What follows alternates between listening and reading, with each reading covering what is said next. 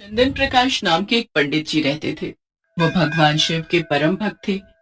चंदन प्रकाश रोज सुबह ब्रह्म मुहूर्त में उठकर भगवान शिव का पूजन आरती किया करते थे। जो कुछ भी दान दक्षिणा में आता, उसी से पंडित जी अपना गुजारा करते थे। पंडित जी के पास भले ही खुद के लिए इतना नहीं था, फिर भी वो स्वभाव के बहुत दयालु थे। जब भी कोई जरूरतमंद मिल जाता, वो अपनी क्षमता के अनुसार उसकी सेवा जरूर करते थे। ओम नमः शिवाय। ये लो माई, ये कुछ फल और अनाज रखो, ये तुम्हारे काम आएगा। अब तो ठीक है ना? हाँ हाँ पंडित जी, ये तो बहुत है। भगवान आपको हर खुशी दे। पंडित जी के इस दानी स्वभाव से उनकी पत्नी उनसे कभी कभी गुस्सा हो जाती थी। सुनो जी, मंदिर में दान दक्षिणा में आए सामान को तुम यूं ही औरों में बांट देते हो, और घर में कितनी तंगी है, ये भी तो सोचा करो। ओम नमः शिवाय। कोई बात नहीं सरला, हमसे ज्यादा उन गरीब अम्मा को उस सामान की जरूरत थी। और फिर भगवान शिव के होते कभी मत सोचना कि हमें जीवन में कोई परेशानी आएगी। भगवान भोलेनाथ तो सारे दुखों को हरने वाले हैं। यदि हमारे जीवन में दुख आएगा तो वो क्षण भर में हर लेंगे। एक समय ऐसा आया जब मंदिर में दान दक्षिणा कम आने लगी, जिससे पंडित जी को आर्थिक तंगी का सामना करना पड़ा। घर की मूल आवश्यकताओं की पूर्ति नहीं होने के कारण वे दुखी रहने लगे। इसी तरह दिन बीतने लगे। एक दिन महाशिवरात्रि का दिन आया। उस दिन भी पंडित जी हमेशा की तरह प्रातः काल उठे और मंदिर की ओर चल पड़े। पंडित जी ओम नमः शिवाय का जाप करते जा रहे थे। ओम नमः शिवाय, ओम नमः शिवाय, ओम नमः शिवाय, ओम नमः शिवाय। संयोग से देवी पार्वती और भगवान शिव इसी रास्ते से भ्रमण कर रहे थे। देवी पार्वती ने पंडित जी को देखा। वे भगवान शिव से बोली, प्रभु, पंडित जी आपकी कितनी पूजा और सेवा करते हैं। आज भी इनके चेहरे पर शिवरात्रि के शुभ अवसर पर इतनी परेशानियां होने के बाद भी एक उत्साह है। ये सदैव गरीबों की भी मदद करते हैं। वह स्वयं जीविकोपार्जन के लिए बहुत कम कमा पाते हैं, फिर भी उनकी आपके प्रति आस्था कम नहीं होती। आज महाशिवरात्रि का पावन उत्सव है। आप अपने भक्त की सहायता कीजिए प्रभु।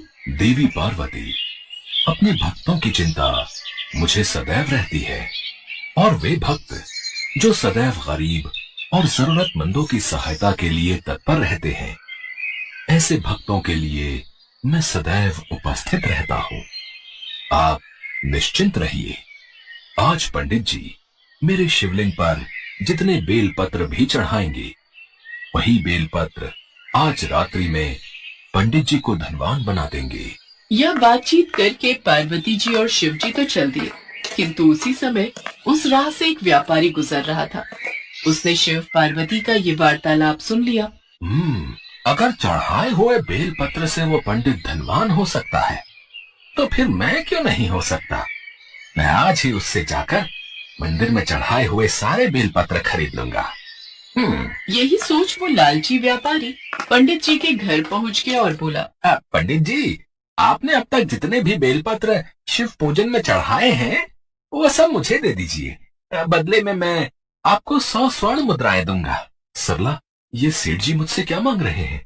ये बेलपत्र तो मैंने शिव जी की पूजा अर्चना में चढ़ाए हैं। सुनो जी, हमें धन की जरूरत है, और क्या पता इन सेठ जी को उनके बेलपत्रों की हमसे ज्यादा आवश्यकता हो, इसलिए आप दे दो। इसके पश्चात पंडित जी ने सारे बेलपत्र बोरे में भरकर व्यापारी को दे दिए। व्यापारी बोरा लेकर मंदिर पहुंचा और शिवलिंग पर चढ़ाकर देखने लगा। हे शिव, अब जल्दी से वो कृपा मुझ पर कर दो जो आप पंडित पर करने वाले थे। देखो, मैं सारे बेलपत्र ले आया हूँ। हो सकता है भगवान शिव थोड़ी देर में मुझ पर कृपा करें। यहीं बैठकर प्रतीक्षा करता हूँ। प्रतीक्षा करते करते सेठ जी को आधी रात हो गई। सेठ जी चमत्कार देखने के लिए बहुत उतावले हो रहे थे। आखिर तीसरा पहर गुजरने के बाद सेठ जी के सब्र का बांध टूट ही गया, और क्रोध में आकर सेठ जी शिवलिंग को झकझोरने लगे। सेठ के हाथ शिवलिंग से चिपके रह गए। सेठ ने बहुत प्रयास किया, किंतु उसके हाथ हिले तक नहीं। थक हार कर वो शिव जी से क्षमा याचना करने लगा। हे शिव शंकर, ये क्या हो गया? मेरे हाथ इस शिवलिंग से हट क्यों नहीं रहे हैं? तभी शिवलिंग में से आवाज आई, लोभी सेठ, जिस पंडित से तुमने ये बेलपत्र खरीदे हैं, उसे तुम 1000 स्वर्ण मुद्राएं दोगे। यदि तुम इसे स्वीकार करते हो, तभी तुम्हारे हाथ इस शिवलिंग से अलग होंगे। हाँ प्रभु, हाँ, मैं उसे 1000 स्वर्ण मुद्राएं अवश्य दूंगा, पर मुझे क्षमा कर दीजिए प्रभु। मैं आगे से कभी भी लालच नहीं करूंगा, सदैव निष्काम निस्वार्थ भावना से दूसरों की मदद करूंगा। भगवान भोलेनाथ ने व्यापारी को क्षमा कर दिया और उसके हाथ शिवलिंग से अलग हो गए। उसके पश्चात उस व्यापारी ने पंडित जी को भेंट स्वरूप 1000 स्वर्ण मुद्राएं दी। शिव जी का कथन सत्य हुआ। पंडित जी के जीवन के सारे दुख दूर हो गए।